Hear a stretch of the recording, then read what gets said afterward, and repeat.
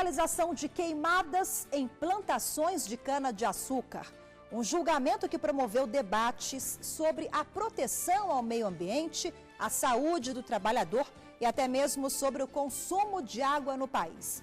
E diante de um tema tão técnico que ultrapassa os limites jurídicos, o relator do recurso, antes que o caso fosse submetido ao plenário do Supremo, ele convocou uma audiência pública sobre a matéria.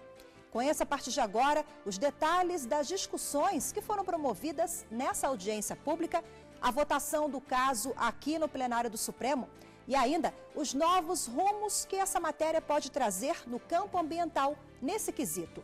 A autorização de queimadas em canaviais. São os moradores de Paulínia que suportam os males da queima, a fuligem que mata, a sujeira que angustia e cria neuroses, estressa e abrevia a vida. A solução abstratamente mais simpática era a solução de simplesmente proibir essa queimada, porque ninguém discute que isso seja nocivo ao meio ambiente. O caso chegou ao plenário do Supremo com um recurso apresentado pelo governo do estado de São Paulo e pelo Sindicato da Indústria de Fabricação do Álcool do estado contra uma lei do município de Paulínia, no interior paulista. Essa lei proibia a realização das queimadas para a colheita da cana-de-açúcar. O estado alegou que a proibição prejudicava as colheitas e contrariava a Constituição estadual. Já a Câmara Municipal de Paulínia sustentava que a queimada gerava danos à economia local, ao meio ambiente e à saúde da população e de trabalhadores rurais.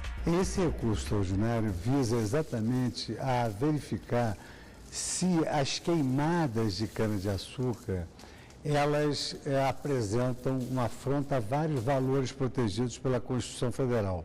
Em primeiro lugar, o meio ambiente, a dignidade da vida do trabalhador, a saúde da coletividade. Então, onde há queimadas, aplicar-se-á a decisão do Supremo Tribunal Federal com essa repercussão geral. O recurso extraordinário número 586.224 teve a repercussão geral reconhecida, o que significa que a decisão do STF servirá de base para outros processos semelhantes que tramitam em outras instâncias do Poder Judiciário.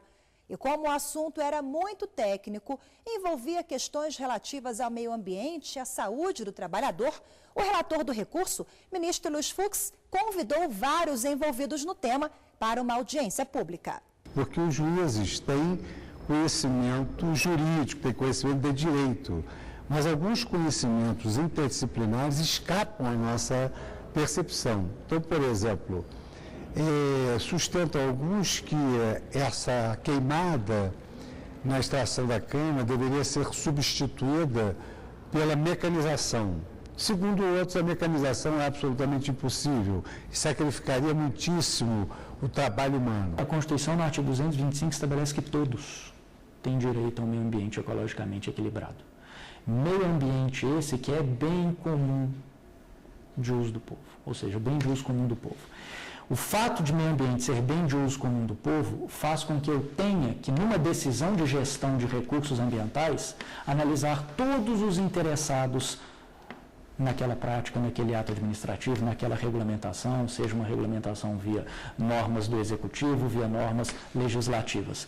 Então, a audiência pública é exatamente para concatenar todos os interesses. A audiência pública foi realizada em abril de 2013. 25 pessoas contra e a favor de queimadas em canaviais foram ouvidas.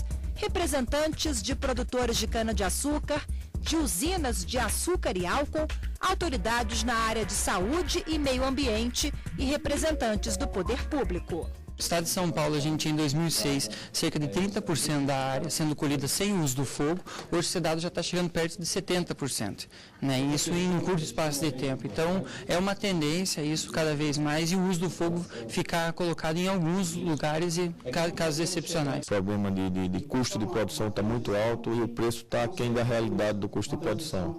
Então, fica difícil investir dessa forma. E vem uma situação de que nós teremos que mecanizar parte dessa dessa produção, inviabiliza muito mais porque aumentaria significativamente nossos custos. A gente acha que tem que ter uma transição um pouco com um tempo maior para que todo mundo possa se ajustar para cumprir a lei federal. Nós vamos ter que ponderar todos esses valores para chegarmos a uma solução que seja aquela que represente a aspiração do setor e dos empregados nesse setor. Foram 2 sessões de julgamento e mais de 6 horas de debates. Ficou decidido por maioria pela inconstitucionalidade da Lei de Paulínia, que proibia totalmente a queima da palha da cana-de-açúcar. Normas federais que regulamentam a matéria, como o artigo 40 do Código Florestal e o decreto número 2661 de 1998, foram citados pelo relator, ministro Luiz Fux, como exemplos de leis que já versam sobre a matéria e não deixam espaço para a regulamentação municipal. As normas federais paradigmáticas que tratam do assunto expressamente apontam para a necessidade de traçar um planejamento com o intuito de se extinguir gradativamente o uso do fogo como um método despalhador e facilitador para o corte da cana. Nesse sentido, eu destaco o Código Florestal vigente, que no seu artigo 40 determina a instituição de uma política nacional para a redução desta forma de colheita. Artigo 40. O governo federal deverá estabelecer uma política nacional de manejo e controle de queimadas. Cabe ainda trazer ao debate o decreto 2661/98, que regula o emprego do fogo em práticas agropecuárias e florestal, que estabelece um capítulo específico para disciplinar a forma de mecanização gradual do cultivo, conforme se verifica pelos dispositivos ora transcritos. Esse caso é interessante porque ele demonstra bem toda a complexidade ambiental. Querendo ou não, quando a gente tem uma plantação de cana, eu tenho uma plantação de cana que está dentro do território federal, estadual e municipal. Então, na verdade, a Constituição garante aos municípios, por força do artigo 30, a competência para legislar em interesses locais. Só que a divisão de competências ele é um pouco confusa, e aí a gente tem que analisar o caso concreto para saber se o município realmente extrapolou essas competências. No caso em questão que o Supremo decidiu, a gente tem a existência de 2 normas, uma norma federal e uma norma estadual, já tratando do assunto. Porque ali não se trata somente de queimadas, eu tenho muito mais coisa em jogo. Então eu tenho a questão da mecanização no campo, eu tenho a questão do acesso a trabalho, querendo ou não, a mecanização e a proibição de queimadas pode afetar toda uma classe, uma categoria social, e isso está refletido no voto dos ministros. Deve-se ter em mente que a substituição do homem pela máquina no trabalho de grande esforço físico é, sem dúvida, uma marcha progressiva, inevitável e desejável, pois assim se preserva a saúde do trabalhador e se obtém maior produtividade com consequente aumento dos ganhos. Entretanto, é preciso pensar em que medida este processo se desenvolverá, a fim de acomodar da melhor forma todos os interesses juridicamente tutelados. Os detalhes do voto do relator e de outros integrantes da Corte você confere a seguir. Até já!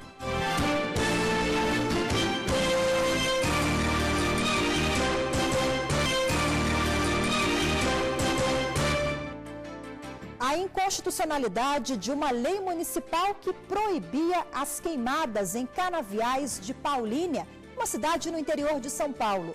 A decisão da Suprema Corte teve a repercussão geral reconhecida, o que significa que será aplicada em milhares de processos semelhantes que tramitam no Judiciário. De um lado, a Câmara Municipal, que defendia a validade da norma. Do outro, o Estado de São Paulo e o Sindicato da Indústria de Fabricação de Álcool do Estado.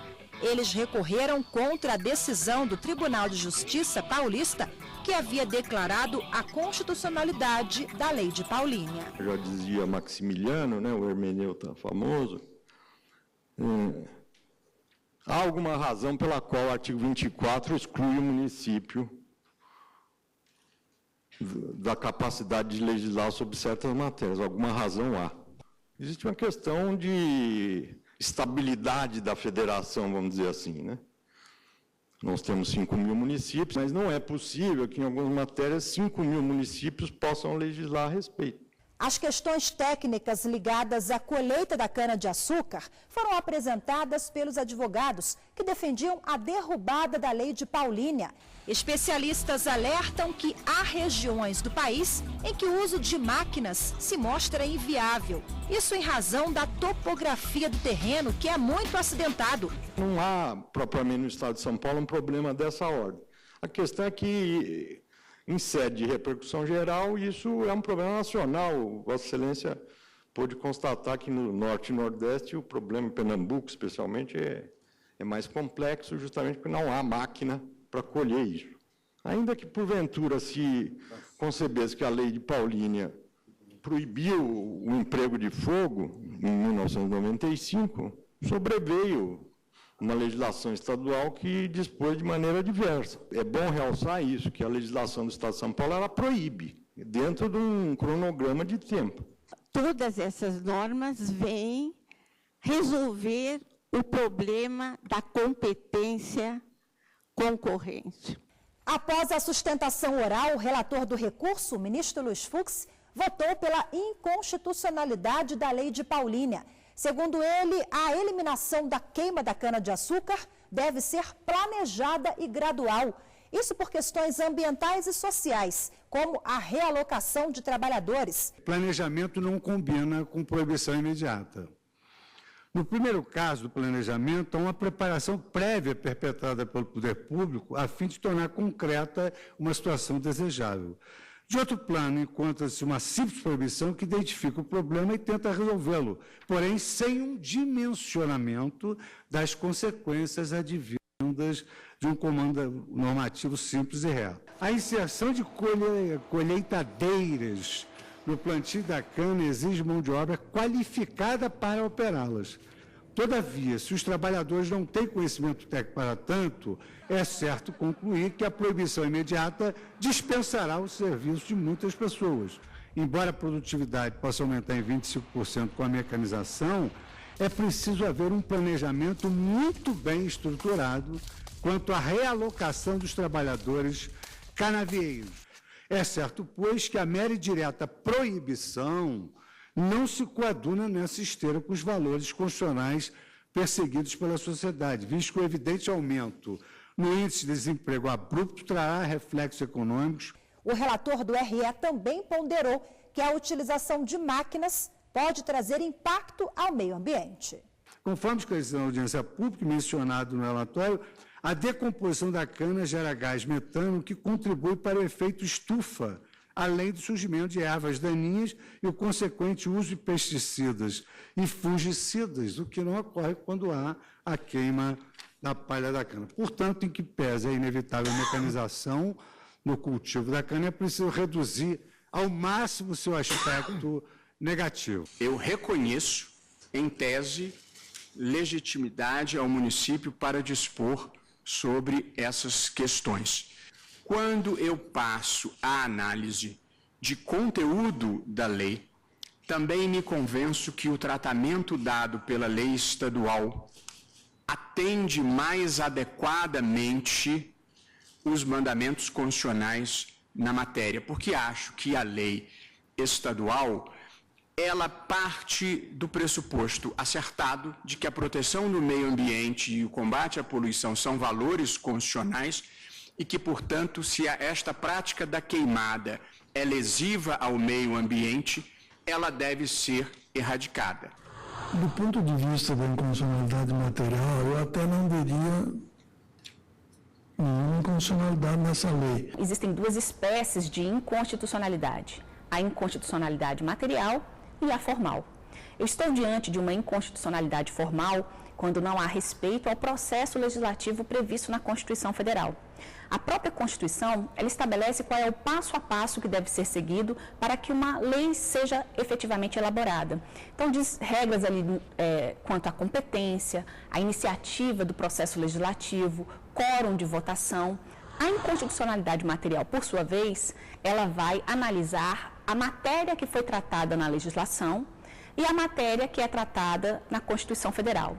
Então, se uma legislação ela dispôs de maneira diversa do que a Constituição Federal estabelece para o mesmo tipo de direito previsto naquela legislação, ela será inconstitucional e a inconstitucionalidade, neste caso, ela é tida como inconstitucionalidade material, porque a matéria tratada na legislação ofende, é contrária, não é compatível à matéria tratada na Constituição Federal. Agora, do ponto de vista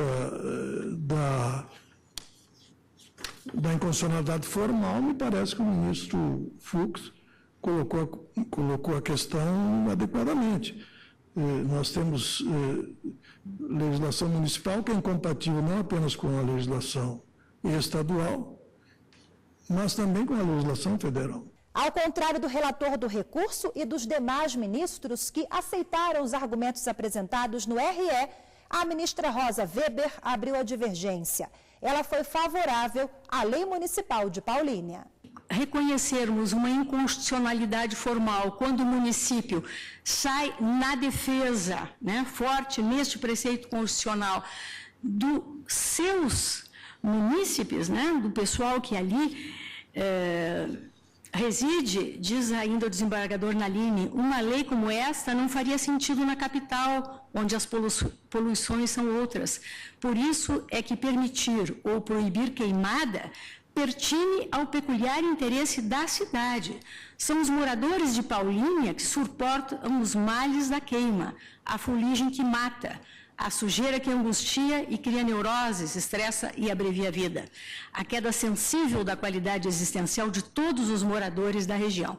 Por isso, legal e legítima a providência da Câmara local em proibir queimadas. Havendo legislação nacional e legislação estadual sobre o mesmo tema e havendo divergência, eu não vejo como harmonizar-se o que se pretende no artigo 23, que seriam três ordens no mesmo espaço físico, atuando e tendo de se conformar.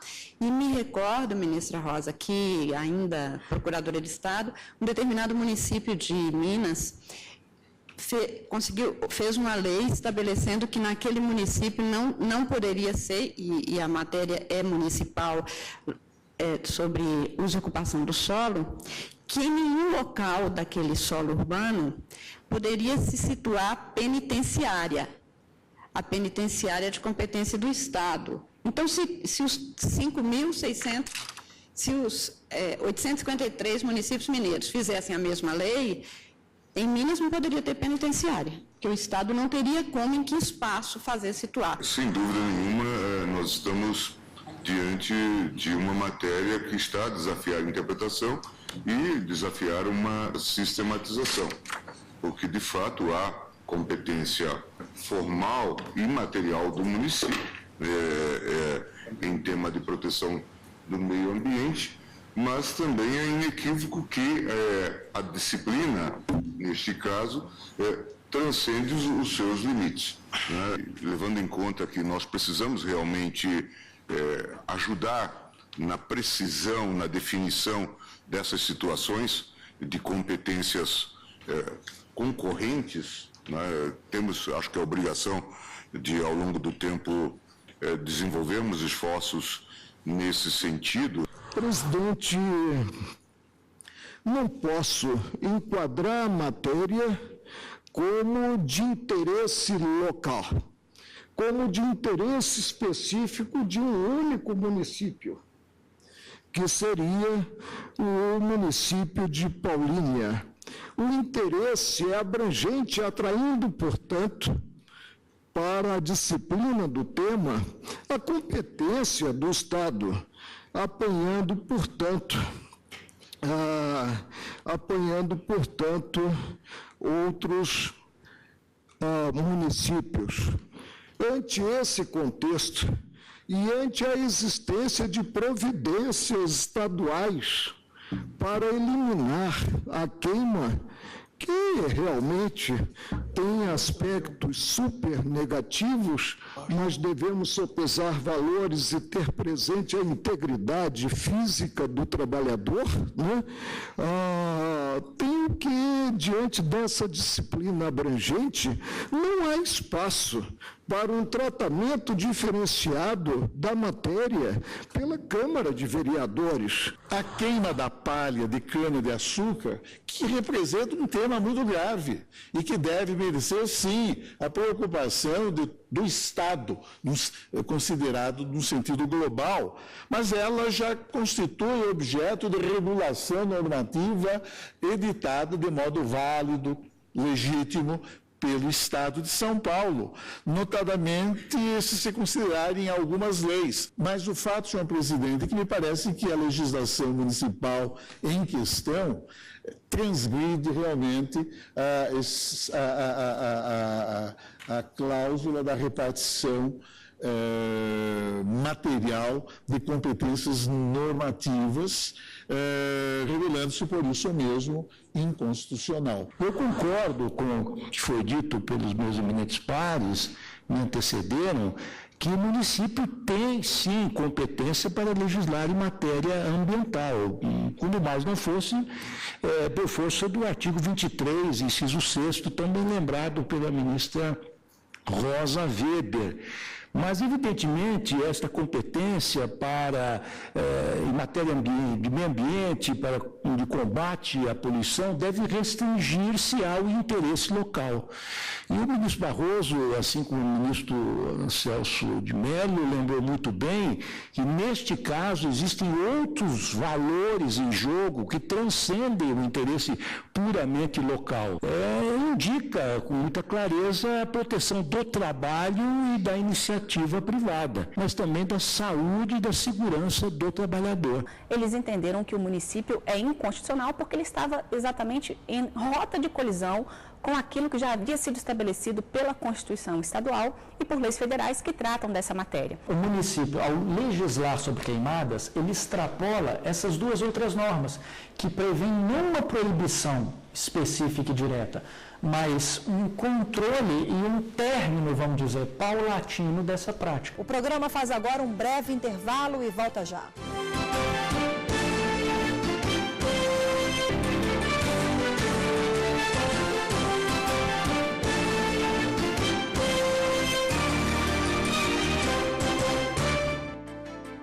O julgamento de um recurso extraordinário que discutiu a constitucionalidade de uma lei municipal que instituiu a realização de queimadas em plantações de cana-de-açúcar. No caso do município de Paulínia, o que nós tivemos aqui na análise feita pelo plenário do Supremo Tribunal Federal, onde os ministros concluíram por maioria que a lei é inconstitucional, o que os ministros acabaram definindo é que o município acabou dispondo de maneira diversa do que a própria legislação federal e a própria Constituição Estadual estavam dispondo. Então, por esta razão, eles entenderam que o município é inconstitucional porque ele estava exatamente em rota de colisão com aquilo que já havia sido estabelecido pela Constituição Estadual e por leis federais que tratam dessa matéria. O município de Paulínia acabou editando uma legislação que proibia totalmente a prática da queimada praticada na cana-de-açúcar, no cultivo da cana-de-açúcar, enquanto a Constituição Estadual permitia que essa queimada fosse feita de maneira gradual. Mas em matéria de meio ambiente, o que diz a Constituição Federal sobre este tema? E quem tem competência para legislar? Quem tem competência para legislar sobre assuntos ambientais? E o artigo 24 da Constituição ele é muito claro ao dizer que tanto Estados, Distrito Federal e a União possuem competência para legislar sobre combate à poluição e proteção do meio ambiente. Mas e o município? No município a gente tem o artigo 30 da Constituição, que diz que compete a ele legislar sobre assuntos de interesse local. Exemplos típicos, poluição visual de outdoor e poluição sonora. São exemplos típicos de poluição local. Só que a gente tem que analisar o caso concreto e a norma específica para saber se ele extrapola ou não essa competência. Mas o aspecto ambiental, ele não se desvincula de outros aspectos. E nesse caso específico, a gente tem aspectos sociais e trabalhistas, e econômicos também.